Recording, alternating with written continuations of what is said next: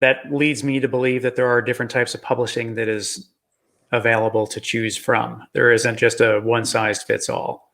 Yes, absolutely. So basically, since the rise of computers and the digital age, there are 4 different ways that you can publish, and they're all perfectly fine. It just depends on your needs.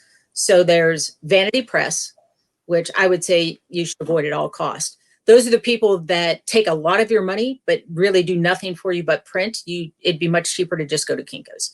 So, and they prey on people that are in a hurry. They prey on older people that don't like to work with computers. So I would avoid vanity press. Then there's traditional publishing, which is at the far extreme. And that's get an agent, go to New York City, and the author makes about 8 or 9% of the royalties, and that they have to split with their agent. So those are the 2 extremes. A step up from vanity press is self-publishing, and there is absolutely nothing wrong with self-publishing as long as you treat it as business. You pay for an editor, you get a real cover, you do the formatting correctly, you treat it as a business. The people that knock out their book on Friday night and post it on Amazon Saturday morning and say, I'm a published author, really give everybody else a bad name. So people really need to treat this like it's going to be out there forever. And then between self-publishing and traditional publishing is something called hybrid press. And hybrid is like outsourcing all the things you don't want to do.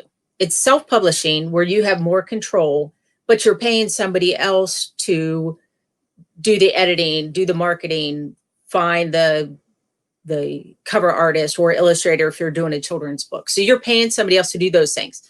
In exchange, the author must make at least 60% of the royalties minimum for them to be truly considered a hybrid press and not a vanity. The other thing about hybrid is they won't take just anybody because they still have their stamp, their publisher's name on that book. So it still has to be a book of quality. It's not, the vanity press will take anybody. Hybrid press, you have to submit your work and they will decide whether or not they want to publish it. Interesting. And something about self-publishing that's great now is kind of what you said, where if you're going to market the thing yourself, you might as well just probably do it yourself too, because then you get to keep a higher majority of the royalty, if you will. And every single every single publishing option you have, the author is going to be expected to do some marketing. Sure. And I think the draw is what people would get in the beginning. Maybe they get a draw or something like that, a royalty. What's the thing up front? That they advance. An advance, right? And so that advance is typically something that people don't think about. Is that advance is typically used to pay for the marketing, right?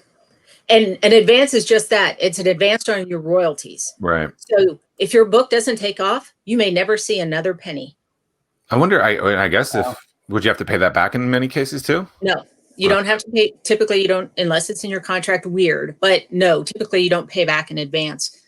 But like I said, you might, if your book doesn't take off, you're not going to get anything else. And I shouldn't say most, many traditional publishing companies are not paying advances anymore. They just don't have the money to do it. Yeah, I think I heard somewhere that Michelle Obama's book, Becoming, is that what it was called? Yes. She had a $65 million advance.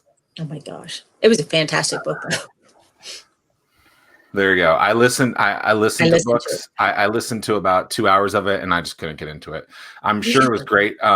Maybe I'll give it another shot, but I don't know. Yeah, I just wasn't into it that day. Just I was on a run or something. I guess I was having a bad day and I was like, I can't get into this. You know how the story ends. Exactly. But I like Michelle Obama, and I think to think about, she was number 1 on Amazon for a long time. And it was her and David Goggins going back and forth, 1 and 2 during that whole thing last, I don't know, December. Well, I guess 2 Decembers ago. I mean, it's just incredible to see someone be number 1 for as long as they are. And it's just, and to get $65 million advance, that's not the largest advance ever. I think there's a Stephen King book or something like that got like $100 million, which is still ridiculous in itself. Hey, write this book, get $100 million. Like, wow. I'm like, oh, do I have to? Okay. Yeah, sure. That's great.